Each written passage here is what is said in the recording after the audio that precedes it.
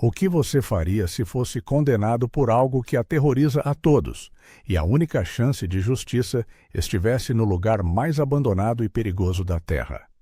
Este é o dilema de Inês, expulsa para os charcos do Pantanal, onde a névoa esconde mais do que animais selvagens. Ela esconde segredos que podem mudar tudo. Siga esta jornada de mistério e desespero, mas antes que a lama revele a verdade, curta e assine o canal, porque o final desta história chocará você. O úmido cheiro de terra e água estagnada invadiu suas narinas, uma bofetada sensorial mais crua que a dor da traição. Inês pisou na chita desbotada do seu vestido, enquanto o último raio de sol se afogava na névoa espessa do Pantanal, pintando o céu com tons de vingança e cinza. Aos 24 anos, ela havia sido banida de Corumbá, acusada de bruxaria por um padre ciumento e uma multidão amedrontada. Seu único crime fora saber mais sobre as ervas do que eles. Agora, a vastidão selvagem, com seus sons de geada e vida aquática fervilhando, era seu refúgio, sua prisão e talvez sua tumba. O coronel Firmino, o capataz de fato da região, não havia proferido o veredito, mas seu silêncio, pesado como a poeira da estação seca, havia selado o destino dela. Firmino era um homem consumido pela perda. Seu filho, Gabriel, havia desaparecido perto das águas de Coxim há mais de uma década. A lenda na fazenda era que Gabriel havia sido levado por uma onça pintada, ou pior, pela própria natureza em fúria.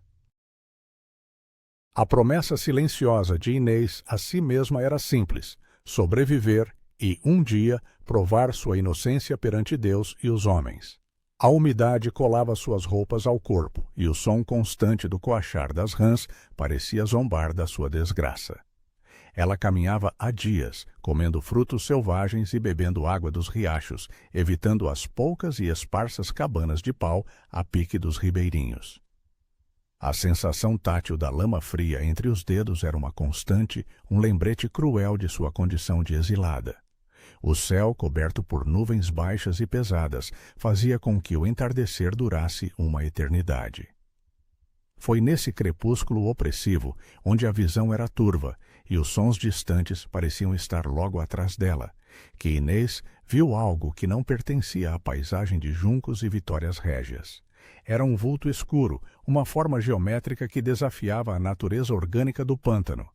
A princípio, ela pensou ser um tronco gigantesco, mas o contorno, angular e quebrado, era inconfundível. Era uma barcaça fluvial, semi-submersa, tombada e coberta por uma manta verde escura de limo e parasitas aquáticos. A parte superior do casco de madeira, erguendo-se da água como a carcaça de um animal pré-histórico, criava uma silhueta bizarra contra a névoa. O ar ao redor cheirava a água podre e mofo profundo, um perfume de segredo e abandono. Inês hesitou por um momento, o instinto de autopreservação gritando para ela se afastar. A superstição local dizia que o Pantanal engolia tudo, e encontrar um navio naufragado ali era um presságio terrível. Mas a curiosidade, a mesma que a fizera estudar as ervas e ser rotulada de bruxa, era mais forte do que o medo. Além disso, a barcaça oferecia o que ela mais precisava: abrigo e, talvez, alguma ferramenta de sobrevivência. Ela se aproximou lentamente, as botas afundando no lodo que cobria as margens. O piso de madeira do convés estava escorregadio e traiçoeiramente úmido. O silêncio era interrompido apenas pelo estalo de suas pisadas na madeira e o coachar alto e frenético das rãs que ali haviam feito seu lar. A entrada da cabine principal estava meio submersa. Inês teve que deslizar para dentro, sentindo a tágua fria subir até a cintura. A escuridão ali era quase total, uma escuridão viscosa e pesada, temperada pelo cheiro de maresia e a pungência do ferro enferrujado. Usando uma lamparina que trouxera escondida no bornal, um objeto simples, mas crucial, ela conseguiu iluminar o interior. A cabine era um caos de móveis tombados, louças quebradas e sedimentos do rio. Era um cenário de desastre repentino, como se o tempo tivesse parado abruptamente no milésimo de segundo da tragédia. Apesar do úmido e frio ambiente, Inês começou a vasculhar os destroços. Ela procurava por qualquer coisa: um facão, um pedaço de tecido seco, uma garrafa de aguardente. A barcaça não era grande, e o que restava da mobília era irreconhecível. Foi perto do que parecia ser o beliche do capitão, quase totalmente encoberto pela tina espessa e lodosa, que ela sentiu algo diferente sob o pé. Não era madeira nem pedra. Inês se agachou, metendo as mãos na lama e na água fria. O material era rígido, liso e na forma inconfundível. Com um puxão, ela o arrancou da sujeira. Era uma mão humana. Não, um esqueleto, quase intacto, que parecia ter ficado preso ali, esquecido pelo rio e pelo tempo. O crânio estava ligeiramente virado para cima, como se o homem tivesse morrido olhando para a luz. A primeira onda de horror deu lugar a uma curiosidade mais fria e calculista. A água escorria dos ossos brancos, revelando um anel grande e pesado no dedo anelar da mão esquelética. O objeto brilhava palidamente à luz bruxuleante da lamparina. Não era ouro simples, mas uma joia complexa, familiar. Inês limpou a sujeira com o polegar, o metal frio causando um arrepio que não tinha a ver com a temperatura do pântano. O anel tinha um brasão gravado, um desenho que ela conhecia desde criança, pois estava presente em todos os marcos e documentos da região. Era o anel familiar do coronel Firmino, o homem que a havia condenado ao exílio. O brasão, um leão rampante sob uma coroa, era inconfundível. Um turbilhão de pensamentos a atingiu. O esqueleto estava ali há anos, isso era certo. Os ossos estavam limpos e embranquecidos. O coronel Firmino havia dito que seu filho, Gabriel, havia morrido na mata. Mas o brasão não pertencia ao coronel.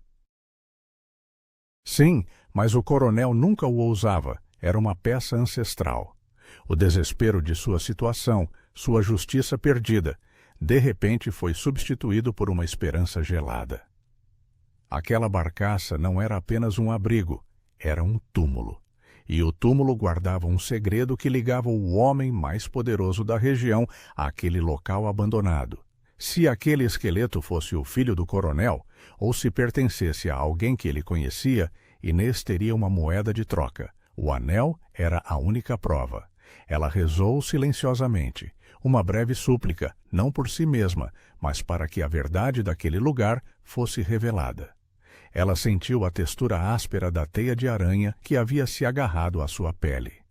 O ar pesado e úmido não se movia, e a barcaça parecia respirar em torno dela, um monstro marinho feito de madeira podre. Inês tirou o anel, sentindo seu peso reconfortante na palma da mão, um contrapeso ao desespero de sua situação. Ela o guardou no bolso mais fundo de seu vestido, o único objeto de valor que agora possuía. A descoberta, envolta em mistério e lama, era a única chave que poderia tirá-la daquele pântano. Mas ela sabia, com uma certeza fria, que a verdade por trás daquele anel era mais perigosa do que qualquer bruxaria da qual a tinham acusado. Ela observou o esqueleto uma última vez. Se os mortos pudessem falar, o que ele diria sobre o coronel? A lamparina tremeu em sua mão, e a sombra na cabine pareceu ganhar vida por um instante fugaz. Não havia tempo para rezar mais. Ela tinha que sair da barcaça antes que a noite engolisse o Pantanal por completo. A lama escorregadia do convés era traiçoeira, e o frio da noite a envolvia como um manto de advertência. Inês sabia que, ao portar aquele anel, ela o havia mudado o jogo. Ela não era mais uma bruxa exilada. Ela era uma testemunha silenciosa de um segredo mortal. O coachar das rãs aumentou, transformando-se em um coro ensurdecedor, e o cheiro de mofo e limo parecia mais intenso. A névoa, que tinha sido apenas uma cortina, agora se fechava sobre a barcaça, transformando o esqueleto de madeira em uma forma indistinta. Ela se afastou do naufrágio, sentindo o anel pesado em seu bolso. O Pantanal era uma terra de lendas, e agora Inês estava no meio de uma, mas não como a bruxa, mas como a portadora de uma verdade sombria. O coronel Firmino não tinha ideia de que seu passado jazia em uma barcaça afundada e que a mulher que ele havia condenado segurava sua justiça. Mas o que ele faria quando soubesse? O Pantanal silenciou por um momento, e o único som era o seu próprio coração batendo na escuridão. Inês sentiu um toque frio em seu tornozelo, e o medo congelou o sangue em suas veias, sabendo que não era a água.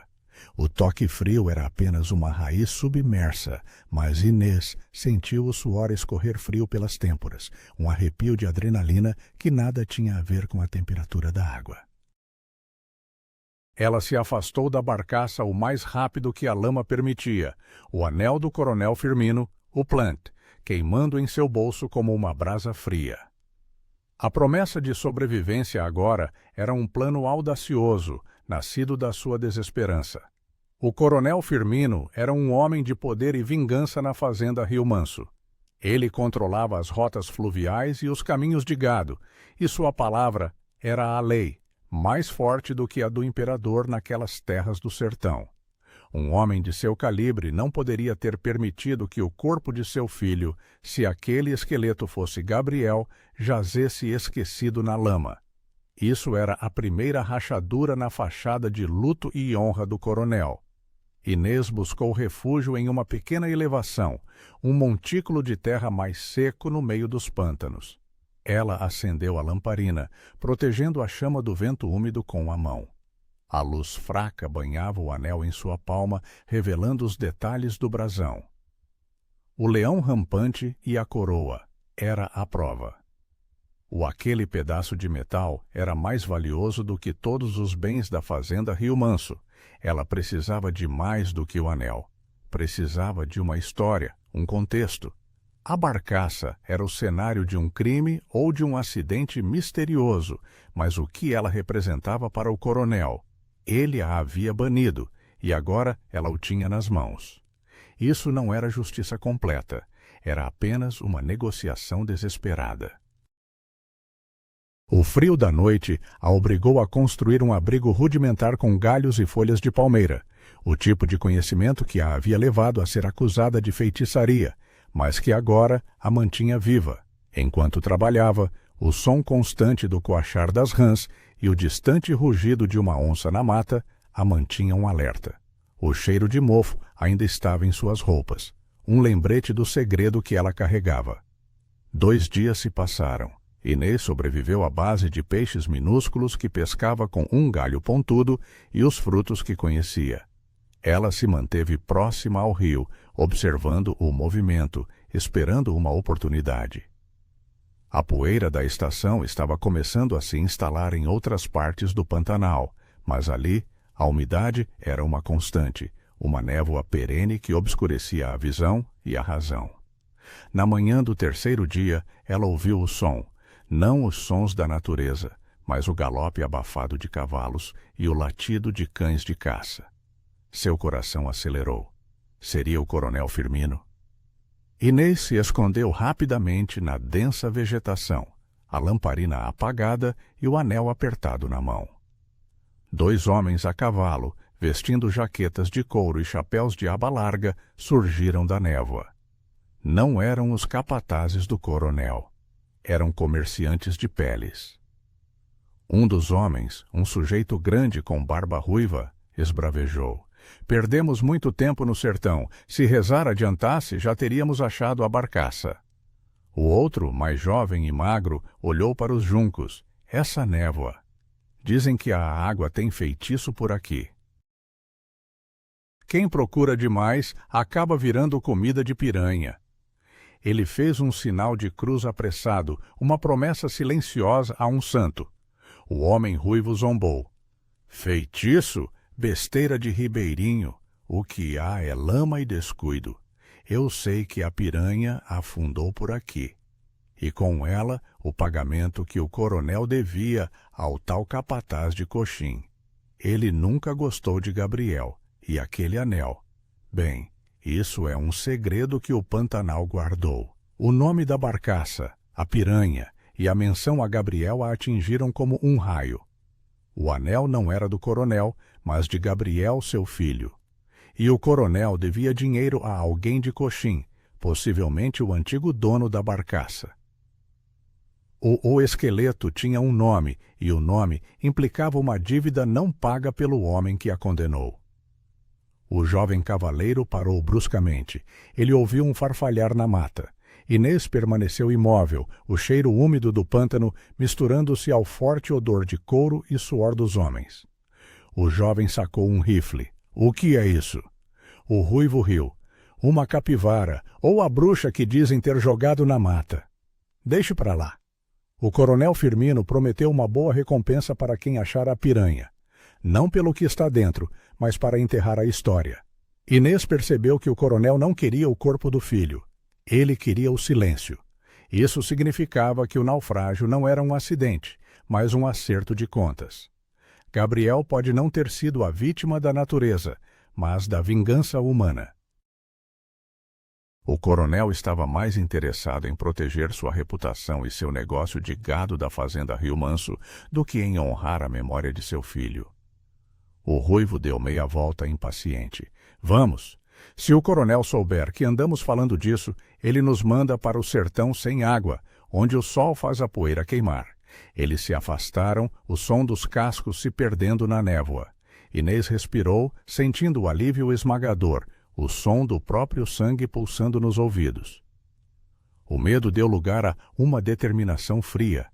Ela tinha duas provas, o anel, Plant, e o nome da barcaça. Ainda escondida, ela analisou a situação. Ir até o coronel Firmino agora seria um ato de desespero. Ele simplesmente a mataria e a enterraria na lama, reforçando o boato de que ela era uma bruxa engolida pelo Pantanal. Ela precisava de testemunhas ou de uma aliança. Inês saiu de seu esconderijo. A justiça não seria encontrada nas mãos de um único homem. Ela teria que usar o anel como isca, mas em um local público onde o coronel não pudesse simplesmente fazê-la desaparecer. Ela pegou a lamparina e a pequena trouxa de pertences. Seu destino não era mais o exílio, mas a capital da comarca, Aquidauana, a mais de 100 de léguas dali, onde havia um juiz nomeado pelo Império. Distante da influência direta do coronel e de sua fazenda. O caminho seria perigoso, cheio de animais selvagens e, pior, homens. Naquele mesmo dia, ela começou a caminhar em direção ao norte. A vastidão do Pantanal era a antítese do pequeno conforto de sua casa anterior, uma cabana de pau a pique que ela havia perdido. Ela não podia arriscar viajar pelo rio. A barcaça, a piranha, era um lembrete vívido dos perigos fluviais. O caminho por terra era mais lento e exposto, mas era sua única chance de evitar a névoa e a surpresa. Enquanto caminhava, ela olhou para o anel uma última vez. Era grande e pesado. Inês o colocou em uma pequena bolsa de couro, pendurando-a sob a chita desbotada de seu vestido. O metal frio tocando sua pele. O sol já estava alto, mas o ar permanecia úmido e frio nas áreas de sombra. Ela cruzou um campo de grama alta, o orvalho matinal ainda cobrindo as folhas, o que trazia uma sensação tátil de frescor, contrastando com o calor que começava a subir. Ela sabia que a história de bruxaria era apenas uma conveniência para o coronel, um meio de removê-la da sociedade. Mas o que Inês não sabia era que o coronel já havia sido alertado sobre a presença de alguém perto da barcaça naufragada. A brisa trouxe o odor de fumaça de longe, um sinal de vida, mas também de perigo. O coronel Firmino, em sua fazenda de pedra e madeira, estava longe de ser um homem ingênuo. A notícia de a piranha viajaria rápido, e ele não hesitaria em usar toda a sua influência e seus capatazes para silenciar qualquer coisa que ameaçasse o seu segredo. Inês estava em uma corrida contra o homem que havia perdido o filho e o homem que havia condenado uma inocente. Inês parou, ouvindo o som de um tiro distante. Não era caça. Era uma advertência que o Pantanal havia enviado e era dirigida diretamente a ela. O tiro distante fez Inês se encolher, o som ecoando através da vastidão do pântano como um trovão seco e malévolo. Ela não podia arriscar o caminho aberto para Aquidauana. A corrida por justiça exigia cautela, não velocidade. O coronel Firmino não estava apenas esperando, ele estava agindo. A única maneira de despistar os capatazes do coronel era se afundar mais fundo na mata do Pantanal, onde apenas o canoeiro mais experiente ousaria ir. Inês voltou para a beira do rio, procurando um barco abandonado ou um pescador solitário. A névoa da manhã havia finalmente se dissipado, mas agora o céu se fechava, prometendo uma tempestade tropical. O cheiro de ozônio misturou-se ao persistente cheiro de mofo do lodo, criando uma atmosfera opressiva de inevitabilidade. Ela encontrou um barqueiro ribeirinho, um homem velho e magro chamado Tarcísio, que vivia em uma cabana de pau a pique quase engolida pela vegetação. Ele estava remendando uma rede de pesca, os dedos ágeis apesar da idade. Diálogo e ação. Action Beat. Você está longe de casa, moça, disse Tarcísio sem levantar a cabeça. Sua voz era rouca, como o som da água quebrando em cascalho. O Pantanal não gosta de moças sozinhas, especialmente as que andam com a fama de bruxaria. Inês sentiu a picada do julgamento, mas não vacilou. Preciso ir para a cidade, Tarcísio. Tenho uma promessa a cumprir, uma vingança a evitar. Ela ofereceu-lhe seu único objeto de valor que não fosse o anel, uma pequena cruz de prata que sua mãe lhe dera. Tarcísio olhou para a cruz e depois para Inês, seus olhos velhos e astutos. Para o sul é caro, as águas estão traiçoeiras e os homens do coronel Firmino estão rondando. Ele está procurando algo, ou alguém. Ele me condenou, Inês respondeu simplesmente. A barcaça afundada, a piranha, você a conhece? O velho hesitou, o que era um... A menção à barcaça fez o pescador acostumado a silêncios e segredos recuar. Conheço a lenda, conheço o segredo. O coronel disse que foi a natureza. Mas alguns dizem que foi desespero e ganância. O filho dele, Gabriel, morreu ali. E o coronel fez todo mundo rezar para esquecer. Inês não podia contar-lhe sobre o anel, o Plant, mas precisava da cumplicidade dele.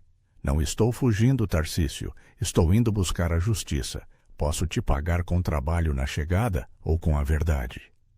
Tarcísio suspirou, pegando a cruz. 10 dias de viagem, se a chuva não for forte. O coronel vai me procurar se souber. Ele olhou para o céu, agora de um cinza profundo.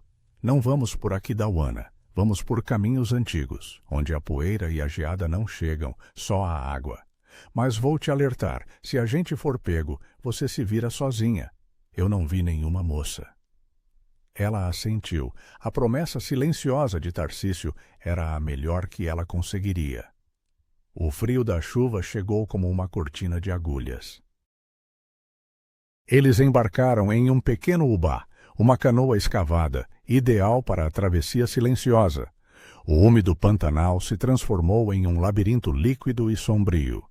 Inês cobriu o anel com a chita desbotada de seu vestido, escondendo-o novamente sob a pele. A viagem foi uma provação de sensações e perigos. O som do remo de Tarcísio quebrando a superfície da água era o único ritmo em um mundo de silêncio e chuva. A canoa deslizava sobre a água escura, cheia de mistério e ameaça. A luz da lamparina de Tarcísio, que ele acendia brevemente nas paradas noturnas, era um farol fraco, uma pequena ilha de calor contra o frio da noite e o cheiro de mofo que vinha das margens. Em uma noite, enquanto paravam para descansar em uma ilha de mangue, o úmido se tornando pegajoso, eles tiveram um encontro dinâmico, Action Beat. De repente, a canoa balançou violentamente. Um jacaré gigantesco, atraído pelo cheiro de peixe que Tarcísio havia pescado, emergiu das profundezas. O rugido gutural e o som de suas escamas raspando a madeira eram aterrorizantes. Tarcísio gritou: "Pegue o arpão!" Inês, apesar do desespero momentâneo, pegou o arpão enferrujado. O jacaré tentou morder a borda da canoa, a mandíbula estalando a menos de um palmo dela. Ou ela não estava lutando contra um animal, estava lutando contra a natureza que o coronel havia invocado. Inês agiu por puro reflexo, não por treinamento. Ela empurrou o arpão com toda a sua força no nariz do animal, desviando-o. O jacaré soltou um som de dor e afundou novamente, a água se fechando sobre ele com um ruído gorgolejante. Tarcísio, ofegante, pegou o remo. "Você tem sorte, moça. Ou talvez é verdade que você tem o diabo no corpo. Não vamos rezar para que ele volte." Eles continuaram a remar pela noite, a sensação tátil da água fria do Pantanal nos pés de Inês, o peso do anel no bolso e o frio da ameaça iminente. Ela havia confrontado a natureza e sobrevivido. Agora só faltava confrontar o passado do coronel. No quinto dia, Tarcísio apontou para uma faixa de terra mais alta. "Ali fica Pouso Alegre, uma pequena fazenda. De lá podemos pegar o caminho mais seco para o sul, mais seguro." Eles desembarcaram, a lama grossa nos sapatos de Inês. A chita desbotada de seu vestido estava agora rasgada em alguns pontos. O sol forte da tarde secava rapidamente a poeira da trilha, e o contraste com o úmido do rio era imediato. Enquanto caminhavam, Inês sentiu uma dor aguda no peito. O desespero da jornada estava começando a cobrar seu preço. Ela precisava agir logo. O anel Plant era sua salvação, mas também seu carrasco. Ao chegarem à fazenda, eles foram recebidos por Dona Aurora, uma viúva robusta e desconfiada. Ela não queria confusão com o coronel Firmino, mas Inês usou seu dom para as ervas, tratando a tosse crônica de Dona Aurora com uma infusão que ela mesma preparou. O pagamento de Inês era o direito de pernoitar e a chance de pegar um cavalo emprestado para a próxima etapa. Durante o jantar, o odor de carne de sol cozida se misturou ao cheiro de mofo das roupas de Inês. Dona Aurora falou sobre o coronel Firmino, a forma como ele controlava as rotas de gado e como ele nunca mais havia sido o mesmo depois do desaparecimento de Gabriel. "Ele enlouqueceu de luto", disse ela, "e um homem louco e poderoso é pior do que 10 jacarés famintos." Inês sentiu a necessidade de fazer a última promessa a si mesma, que sua justiça seria rápida e que ela não se tornaria a próxima vítima da vingança do coronel, nem do Pantanal. O anel era a chave, e a próxima parada, a cidade de Cássia, era onde ela planejava usá-lo. No meio da noite, um som de cascos de cavalo se aproximou da fazenda, e Inês soube que o coronel havia descoberto seu rastro. O som do galope quebrando o silêncio da noite, acompanhado pelo ranger de arreios, fez Inês se levantar da cama de palha no pau a pique da fazenda. Não era um único cavaleiro, mas vários. Os capatazes do coronel a haviam seguido. Seu coração bateu com força, não de medo, mas de raiva pelo seu desespero ser tratado como uma caçada. Ela correu até a única janela, uma abertura coberta por uma chita desbotada, e espiou para a área externa. 3 homens robustos, liderados por um capataz corpulento, estavam desmontando.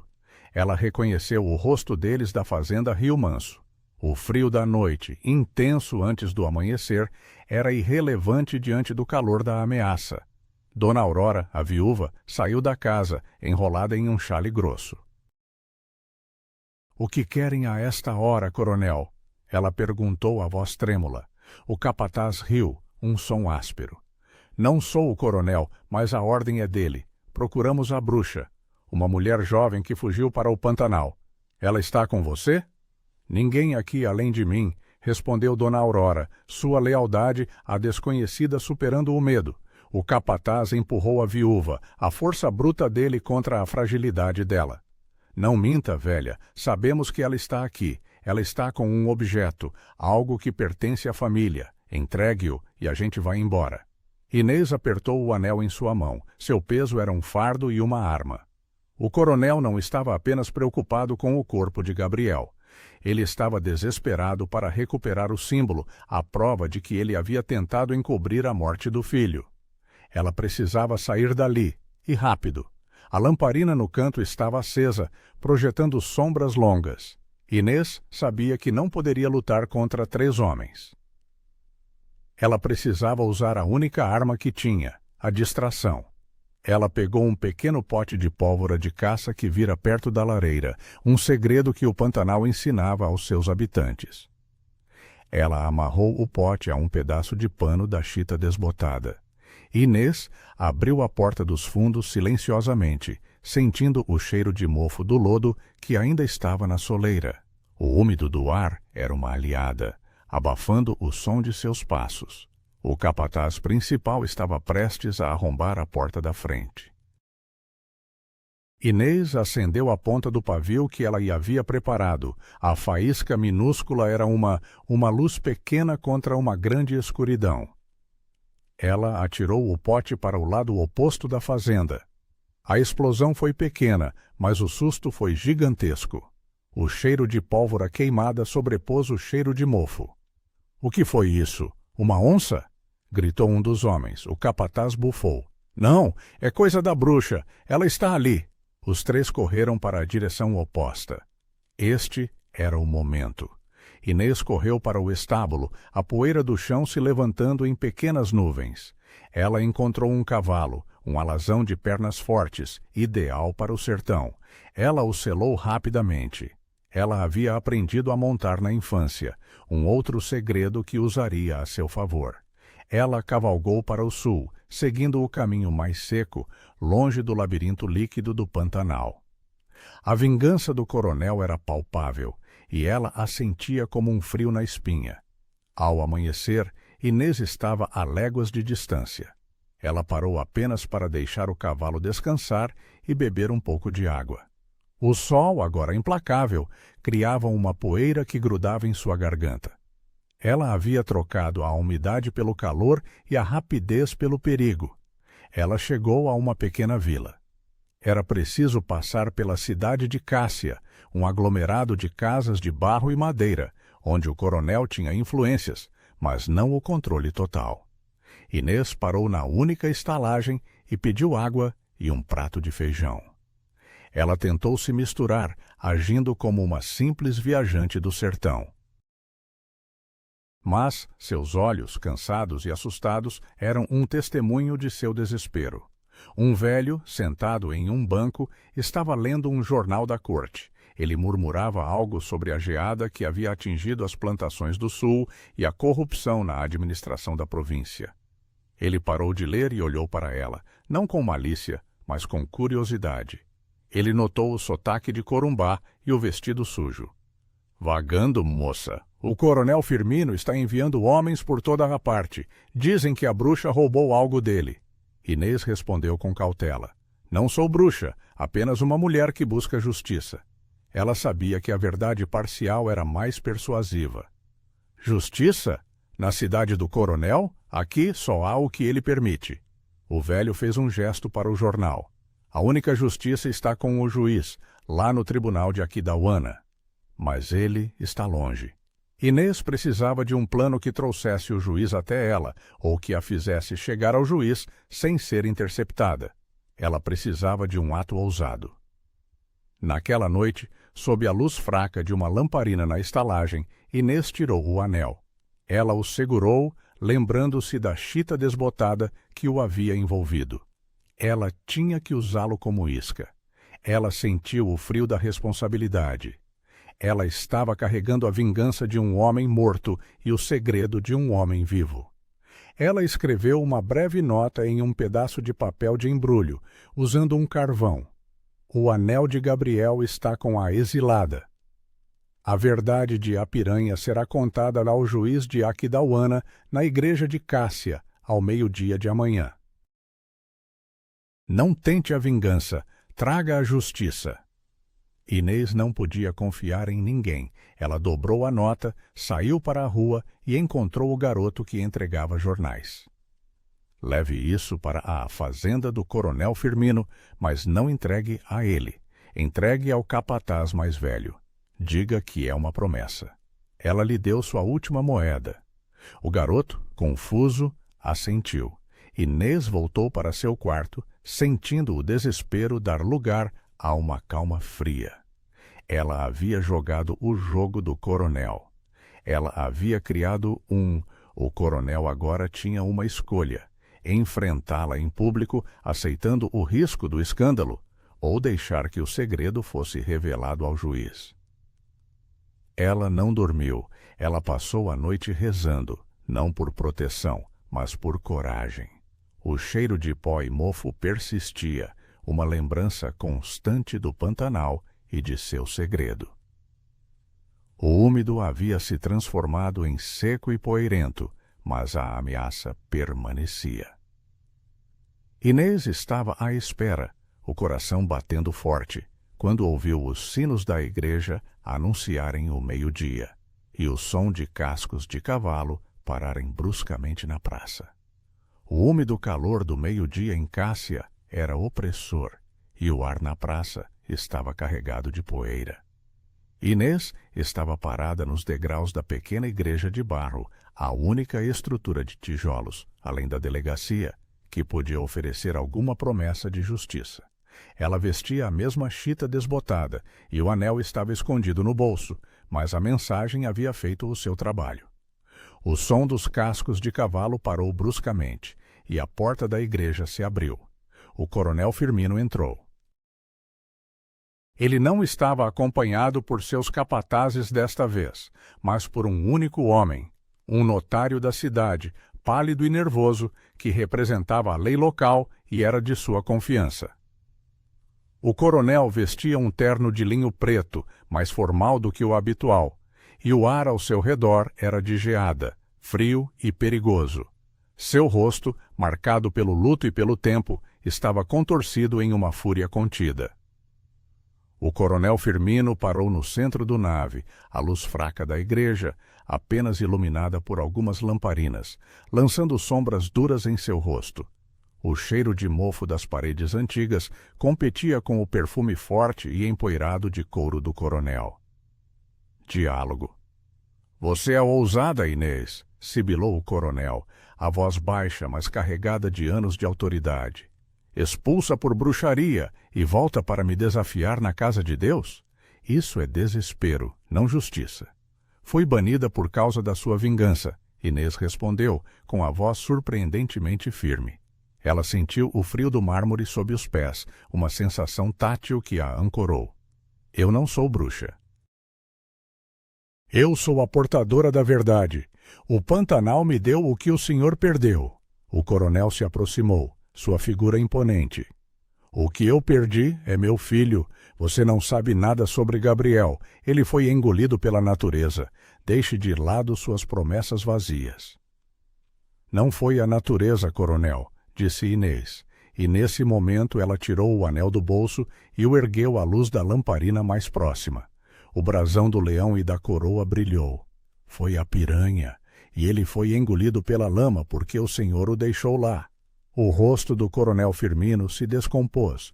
O controle que ele mantivera por 10 anos se desfez em um único instante. O notário deu um passo para trás, assustado com a explosão de dor e terror que cruzou o rosto do homem. Onde você conseguiu isso? A voz do coronel era um rosnado. Na barcaça coberta pela tina, o esqueleto dele jaz ali, com este anel no dedo.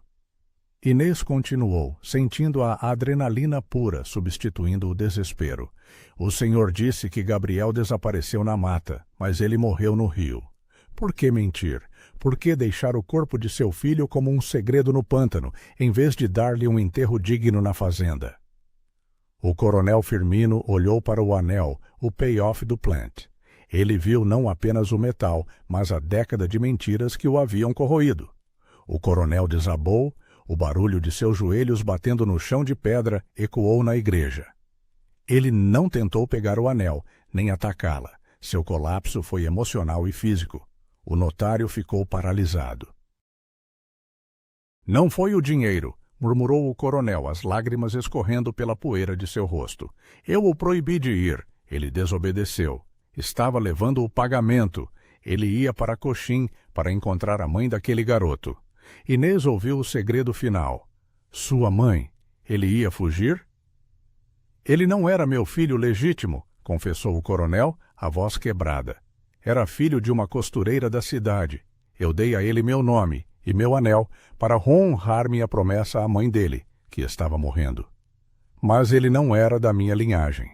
Quando ele decidiu fugir com a moça e o bebê que ela esperava, eu o segui. Eu não queria matá-lo, eu só queria pegar o anel de volta. Meu anel. Meu segredo de honra falsa. Ele não havia causado o naufrágio, ele o havia testemunhado. O passado do coronel, o antagonista, não era a vingança ou o assassinato, mas o orgulho ferido e a covardia em assumir a paternidade bastarda, usando a lenda da natureza para encobrir a própria vergonha. Ele bateu em um tronco na neblina. O coronel continuou a voz de um homem derrotado. Eu o vi afundar. Eu não pude.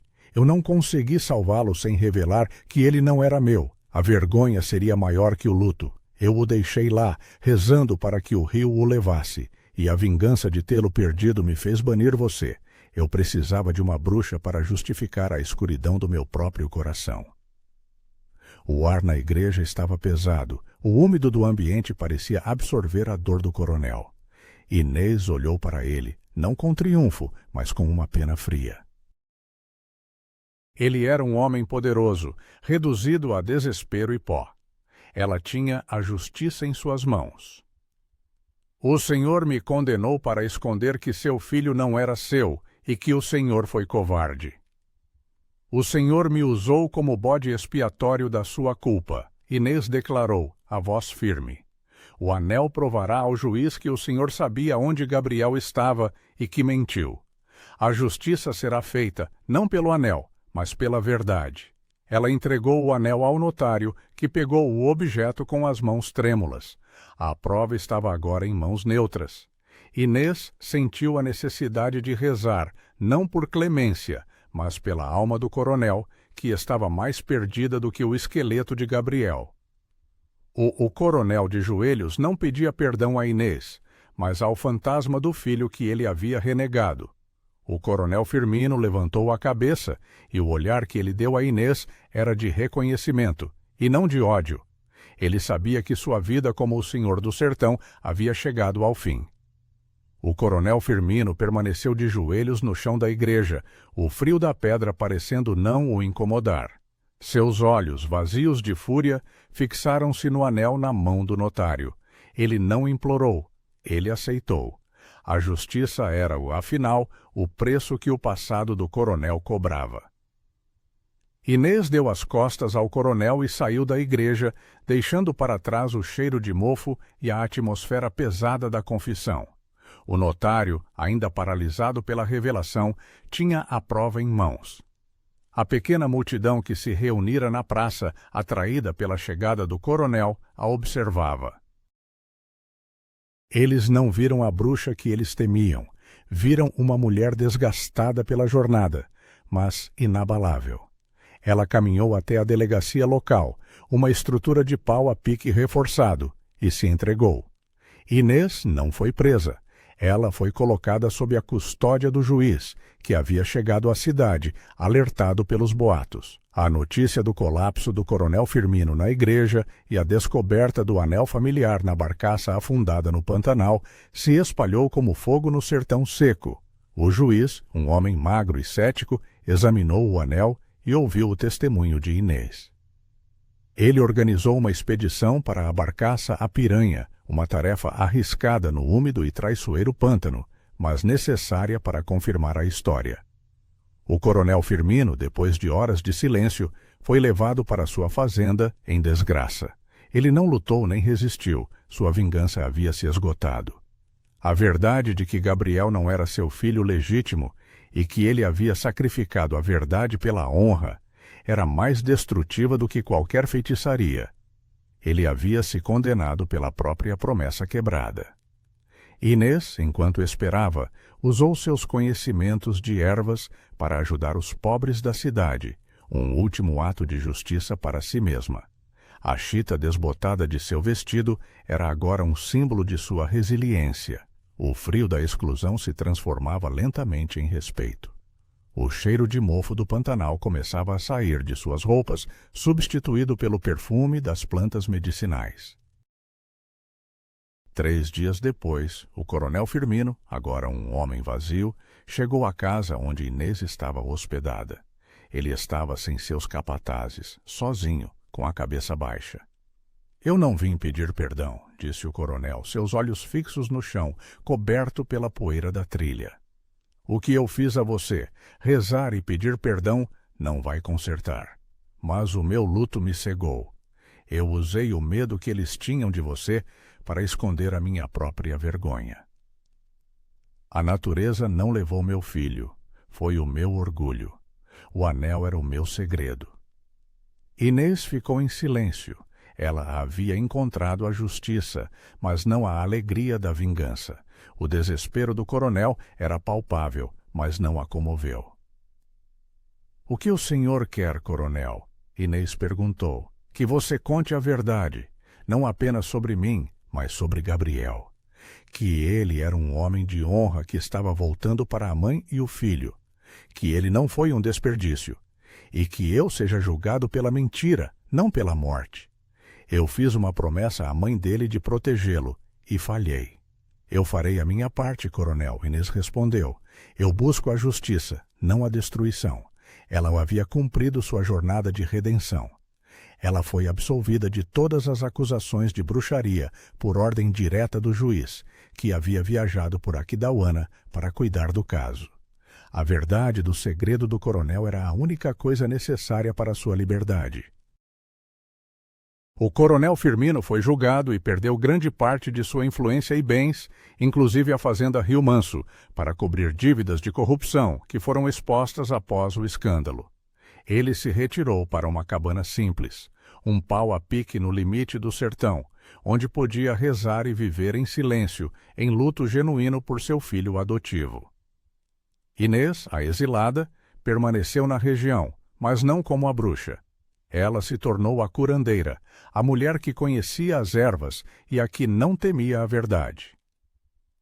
O Pantanal havia a exilado, mas também a havia redimido. O anel foi devolvido à mãe de Gabriel, um último ato de justiça e honra póstuma.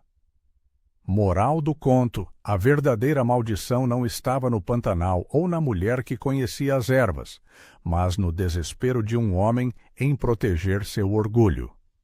O segredo do coronel Firmino, o passado que ele enterrou na lama, foi desenterrado por uma inocente em busca de justiça, provando que, no final, a verdade sempre flutua para a superfície. O Pantanal, implacável e úmido, havia cumprido sua promessa. Engoliu a mentira. Qual é a verdadeira moral desta história? É que o orgulho de um homem pode ser mais destrutivo do que a mais selvagem das vinganças. A coragem de Inês em confrontar o coronel, mesmo exilada com apenas um anel e uma lamparina, mostrou que a justiça sempre encontra seu caminho, mesmo que através de um túmulo de lama. Como você acha que Inês deveria ter usado o anel? Como prova de justiça ou como instrumento de vingança? E você acha que o coronel Firmino merecia o perdão ou o castigo por sua covardia? Diga-nos sua opinião nos comentários e não se esqueça de curtir e se inscrever para não perder a nossa próxima história cheia de segredos e desespero do sertão brasileiro.